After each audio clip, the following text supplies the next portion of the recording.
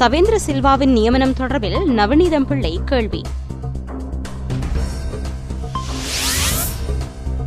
கச்சதீவுக்கு இந்தியாவிலிருந்து வரும் யாத்ரீகர்களிடம் பொருட்களை வாங்க தடை. இலங்கைக்கு எதிராக கொண்டுவரும் பிரேரணைக்கு அமெரிக்கா முழுமையான ஆதரவை வழங்கும். எரிபொருள் வெளியேற்றம் குறித்து பாராளுமன்றில் விவாதிக்க வேண்டும் என்கின்றது ஐதேக.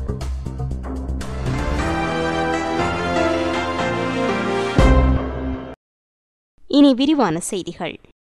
ஐக்கிய நாடுகள் அமைதிகாக்கும் படை ஆலோசனைக் குழுவில் இலங்கை ராணுவ மேஜர் ஜெனரலான சவேந்திர சில்வாவை நியமித்தமை குறித்து ஐநா மனித உரிமை பேரவை ஆணையாளர் நவநீதம் பிள்ளை பொதுச் செயலாளர் பான் கி மூனிடம் கேள்வி எழுப்பியுள்ளார். இந்த நியமனம் தொடர்பில் கவனம் செலுத்தப்பட வேண்டுமென்று அவர் வலியுறுத்தியுள்ளார்.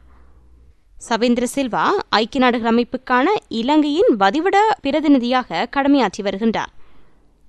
மனித உரிமை மீறல்களில் ஈடுபட்டதாக குற்றம் சுமத்தப்படும் சந்தக நபர்கள் பற்றிய தகவல்கள் திரட்டப்பட்டுள்ளதாகவும் சவேந்திர சில்வாவின் நியமனம் குறித்து பான் கி மூனிடம் எழுத்து மூலம் அறிவித்துள்ளதாகவும் நவநீதம் பிள்ளை தெரிவித்துள்ளார்.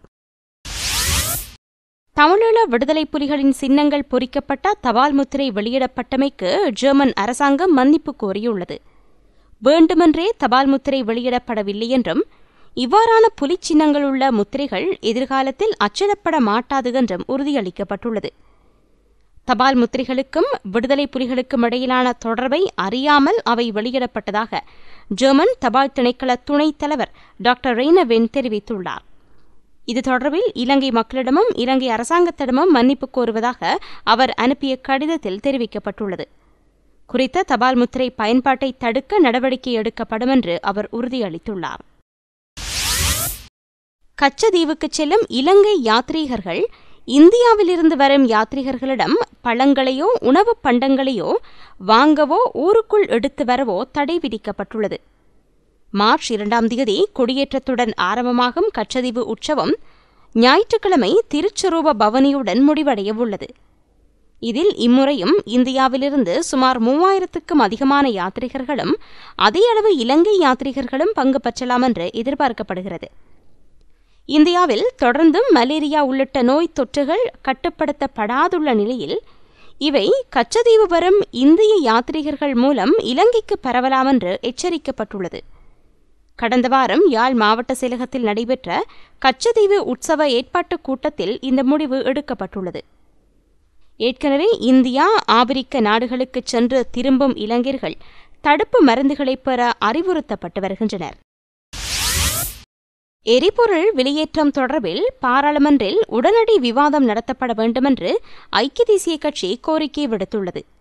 பாராளுமன்றத்தை அவசரமாக கூட்டுமாறு பிரதமர் டி.எம். ஜெயரட்னவிடம் எழுத்து மூலம் அந்த கட்சி கோரியுள்ளது. இந்த வாரம் பாராளுமன்ற அமர்வுகள் கிடையாது என்பது குறிப்பிடத்தக்கது. இதேவேளை எரிபொருள் வெளியேற்றத்தை நாட்டின் முக்கிய பிரச்சினையாக கருதி பாராளுமன்றில் அவசர விவாதம் நடத்தப்பட வேண்டுமென்று ஜேவிபியும் கோரியுள்ளது. எரிபொருள் வெளியேற்றம் நாட்டின் ஒட்டுமொத்த துறைகளையும் பாதித்துள்ளதாக ஜேவிபியின் பாராளுமன்ற உறுப்பினர் அனுரகுமார் திசாநாயக்க சுட்டிக்காட்டியுள்ளார்.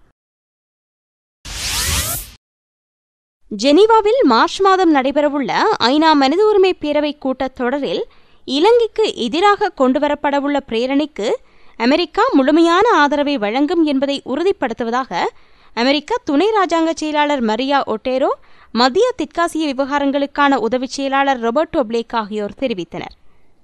இலங்கை அரசாங்கமும் தமிழ் தேசிய கூட்டமைப்பும் தொடர்ந்து நம்பிக்கை நல்லெண்ணத்தின் அடிப்படையில் பேசி நிரந்தர அரசியல் தீர்வை காண வேண்டும் என்று வலியுறுத்துகின்றோம். நல்லிணக்க ஆணைக்குழுவின் பரிந்துரைகளை அமுல்படுத்துவதற்கான அரசாங்கத்தின் திட்டத்தை கூறுவதற்கான சந்தர்ப்பம், பொறுப்புக்கூறல், மனித உரிமை, ஜனநாயகம் ஆகிய விடயங்களில் இலங்கைக்கு சந்தர்ப்பம் ஒன்றை வழங்கும் வகையிலேயே மனித உரிமை பேரவையில் கொண்டுவரப்படும் பிரேரணைக்கு ஆதரவு வழங்குகின்றோம் என்று அவர்கள் குறிப்பிட்டனர். இலங்கைக்கு உத்தியோகபூர்வ விஜயம் மேற்கொண்டிருந்த அமெரிக்க பிரதிநிதிகள் நேற்று மாலை கொழும்பு ஹில்டன் ஹோட்டலில் நடத்திய ஊடகவியலாளர் சந்திப்பிலேயே இவ்வாறு குறிப்பிட்டனர். ஜனநாயகம், பாதுகாப்பு, மனித உரிமை தொடர்பான அமெரிக்க துணை ராஜாங்க செயலாளர் மரியா ஒட்டேரோ கருத்து வெளியிடுகையில், இலங்கைக்கு முதற்தடவையாக வந்துள்ள நான் அரசாங்க பிரதிநிதிகள், சிவில் சமூகத்தினர், அரசியல் தலைவர்கள், ஊடகவியலாளர்களுடன் பயனுள்ள சந்திப்புகளை நடத்தினேன். ஜனாதிபதி மஹிந்த ராஜபக்ஷவை சந்தித்த போது யுத்தத்தின் பின்னர் இனங்களுக்கிடையில் நல்லிணக்கத்தை ஏற்படுத்துவதற்காக முன்னெடுக்கப்பட்டுள்ள வேலை திட்டங்கள் தொடர்பில் விளக்கி கூறினார். மேலும் வெளிவிவகார அமைச்சர், பாதுகாப்பு செயலாளர் ஆகியோரையும் சந்தித்தேன். அமெரிக்கா இலங்கையுடன் நீண்டகால நட்புறவை கொண்டுள்ளது. 1997 ஆண்டில் முதற் தடவையாக நாங்கள்தான் புலிகளை சர்வதேச பயங்கரவாத அமைப்பாக பிரகடனப்படுத்தினோம். 1956 ஆண்டிலிருந்து அமெரிக்கா $2 பில்லியன் அதிகமான உதவியை வழங்கியுள்ளது. பொருளாதார அபிவிருத்தி, விவசாய அபிவிருத்தி, சுற்றாடல், சூழல் வளங்கள், சுகாதாரம், கல்வி, பயிற்சி, ஜனநாயகம், ஆட்சி, இனங்களுக்கிடையிலான நல்லிணக்கம், மனிதாபிமான உதவிகள் உள்ளிட்ட துறைகளில் உதவிகளை வழங்குகின்றோம். தற்போதைய நிலைமையில் 2 துறைகளில் கவனம் செலுத்தியுள்ளோம். அவை யுத்தத்தால் பாதிக்கப்பட்ட பிரதேசங்களில் பொருளாதார அபிவிருத்தி, அரசாங்கம், சிவில் சமூகம் ஆகியவற்றுடன் ஒத்துழைப்புடன் செயற்படுதல் என்பனவாகும். நல்லிணக்க ஆணைக்குழுவின் பரிந்துரைகள் தொடர்பில் ஜனாதிபதி மஹிந்தவுடன் கலந்துரையாடினேன். அதன்போது பரிந்துரைகளை பரந்துபட்ட முறையில் அமுல்படுத்தவுள்ளதாக அவர் எனக்கு உறுதியளித்தார். பொறுப்புக்கூறல் விடயத்தில் நிலுவையில் உள்ள விடயங்களை ஆராயவும் பரிந்துரைகளை அமுல்படுத்துவதற்கான விவரங்கள் அடங்கிய திட்டத்தை பகிர்ந்து கொள்ளுமாறும் நான் வலியுறுத்தினேன் என்று அவர் கூறினார்.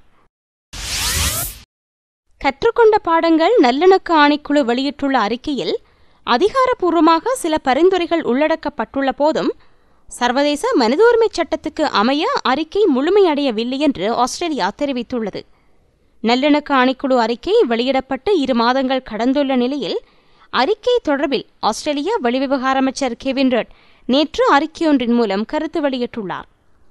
இலங்கையில் இடம்பெற்ற குற்றச்சாட்டுகள் குறித்து 2 தரப்பினர் மீதும் விசாரணைகளை மேற்கொள்ளுமாறு இலங்கை அரசாங்கத்தை வலியுறுத்துகின்றோம். குற்றச்சாட்டுகள் குறித்து அறிக்கை முழுமையாக வெளியிடப்படாததால் இலங்கையிடம் சுயாதீன விசாரணை மேற்கொள்ளுமாறு தொடர்ந்து வலியுறுத்த வேண்டி வரும். நல்லிணக்க ஆணைக்குழு அறிக்கையில் உள்ள விடயங்களை ஆக்கபூர்வமாக செயற்படுத்த இலங்கை அரசு முன்வர வேண்டுமெனவும் அறிக்கையில் தெரிவிக்கப்பட்டுள்ளது. நல்லிணக்க ஆணைக்குழு அறிக்கை குறித்து கெவின் ருட்டின் கருத்தை ஆஸ்திரேலிய தமிழ் காங்கிரஸ் வரவேற்றுள்ளது. சில வாரங்களில் கூடவுள்ள மனித உரிமை பேரவை கூட்டத்தில் இந்த விடயம் தொடர்பில் கெவின் ரட் நிலையான முடிவு ஒன்றை எடுப்பார் என்று தாம் எதிர்பார்ப்பதாக ஆஸ்திரேலிய தமிழ் காங்கிரசின் உறுப்பினர் வருணிபாலா தெரிவித்தார். எரிபொருள் விலையேற்றம் தொடர்பில் அரசாங்கம் பொய்யான தகவல்களை வெளியிட்டு வருவதாக ஐக்கிய தேசிய கட்சி குற்றம் சுமத்தியுள்ளது. ஒட்டுமொத்த நாட்டையும் அரசாங்கம் சர்வதேச வங்கிகளிடமும் கடன் முகவர் நிறுவனங்களிடமும் அடகு வைத்துள்ளதாக கட்சியின் ஊடக பேச்சாளர் காய்ந்த கருணாதிலக்க தெரிவித்துள்ளார். உலக சந்தை விலையேற்றத்தை காரணம் காட்டி அரசாங்கம் எரிபொருளுக்கான விலையை அதிகரித்துள்ளது.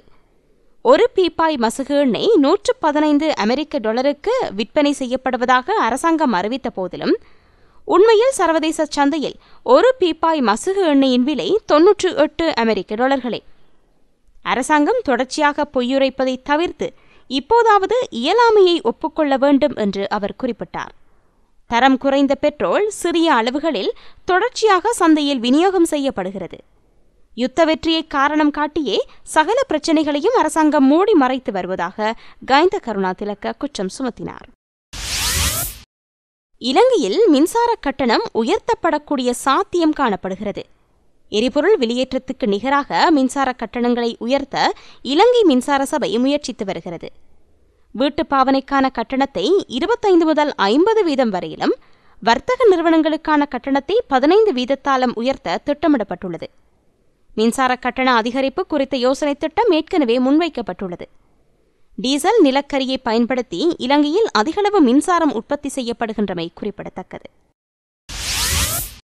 எரிபொருள் விலை உயர்வை அடுத்து நாட்டில் ஏற்பட்டுள்ள நெருக்கடி நிலைமை தொடர்பில் கலந்துரையாடும் நோக்கில் பாராளுமன்ற அமர்வை விரைவாக கூட்டுமாறு மக்கள் விடுதலை முன்னணி சபாநாயகரிடம் கோரிக்கை விடுத்துள்ளது.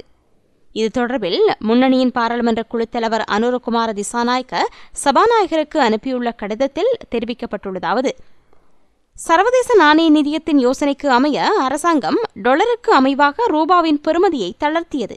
அதன் காரணமாக தற்போதைய நிலைமையில் ரூபாவின் பெறுமதி வேகமாக வீழ்ச்சியடைந்து செல்கிறது. அத்துடன் சர்வதேச நாணய நிதியத்தின் கடன் தவணை பணத்தை பெற்றுக்கொள்ளும் நோக்கில் எரிபொருளின் விலையை அரசாங்கம் வரலாற்றில் மிக அதிகமான வீதத்தில் உயர்த்தியுள்ளது. இதன் காரணமாக தற்போதைய நிலையில் பஸ் சேவை முழுமையாக ஸ்தம்பிதமடைந்துள்ளது. மீனவர்களும் தமது தொழிலை செய்ய முடியாது வீதியில் இறங்கி ஆர்ப்பாட்டங்களில் ஈடுபட்டுள்ளனர். பொதுமக்களும் பல்வேறு அசௌகரியங்களை எதிர்கொண்டுள்ளனர்.